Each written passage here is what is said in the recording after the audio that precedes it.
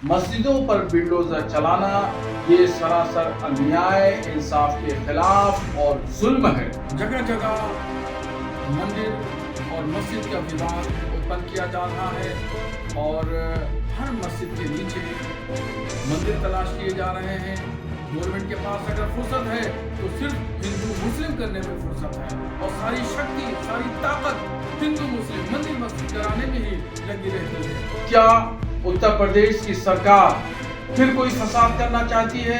ये दोहरे मापदंड को कब तक जो है वो जनता देखती रहेगी और बर्दाश्त करती रहेगी? अभी बहुत दिनों ये इस तरह का मामला चलने वाला नहीं है। बरेली नगर निगम में आए दिन नंदी के मरने की घटनाएं हो रही हैं और कोई ऐसा दिन नहीं जाता है जिस दिन नंदी की मौत न होती हो और फिर ये खामोशी से गड्ढा खोद के और उसमें पाट देते हैं। जबकि गौशालाएं इतनी बनी हुई हैं, खुद नगर निगम की हैं, स्टेट गवर्नमेंट की हैं, कई गौशालाएं यहाँ मौजूद हैं, उसमें कोई देख रेख नहीं होती है।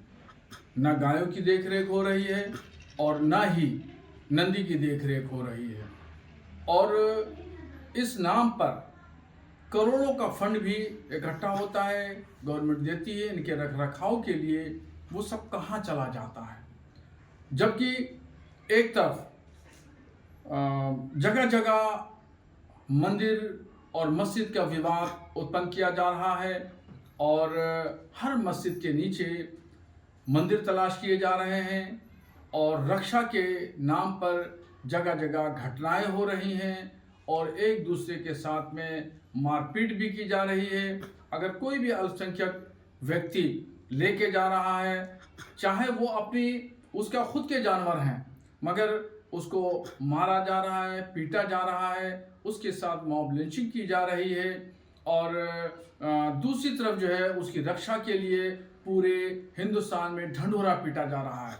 तो ये दोहरा मेयार कब तक चलेगा और ये दो पहलू कैसे होंगे और इसको गवर्नमेंट कैसे इस पर लगाम लगाएगी और इन जानवरों का रख रखाव कैसे होगा और ये दोहरे मापदंड को कब तक जो है वो जनता देखती रहेगी और बर्दाश्त करती रहेगी?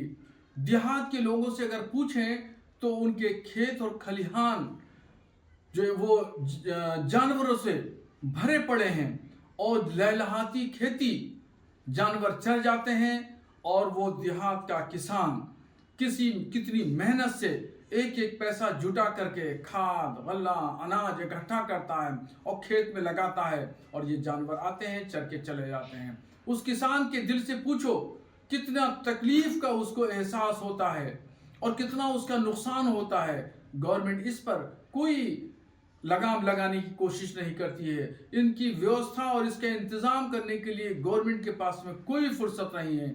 गवर्नमेंट के पास अगर फुर्सत है तो सिर्फ हिंदू मुस्लिम करने में फुर्सत है और सारी शक्ति, सारी ताकत हिंदू मुस्लिम मंदिर मस्जिद कराने में ही लगी रहती है। अब इस पर अवाम ध्यान दे रही है। अब ये बहुत दिनों ये इस तरह का मामला चलने वाला नहीं है।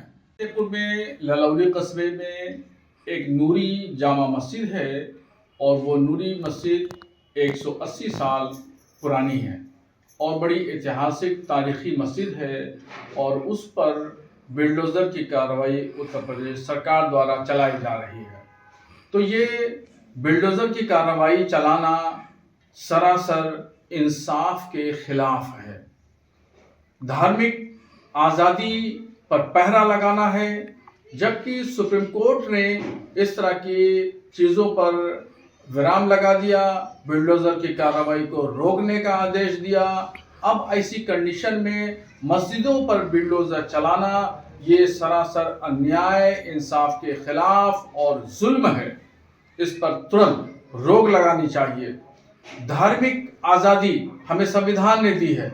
संविधान ने जब हमें आज़ादी दी है तो उस पर बिल्डोज़र की कार्रवाई सरासर संविधान के विरुद्ध है और ये माहौल भी इससे खराब होता है। देखा अभी संभल में क्या हुआ, उससे पहले बहरेच में क्या हुआ और इस तरह कई घटनाएं हो चुकी हैं। क्या उत्तर प्रदेश की सरकार फिर कोई फसाद करना चाहती है? क्या उसने हिंदू मुस्लिम मस्जिद मंदिर का ही मामला उभार रखा है? इसके अलावा जनहित के और कोई काम नहीं है? इसलिए मैं उत्तर प्रदेश सरकार के मुखिया से गुजारिश करूंगा कि बिल्डोजर की कार्रवाई को तुरंत फौरी तौर पर रोका जाए और नूरी मस्जिद जहां है वहीं रहे, उस पर कोई आंच ना आए।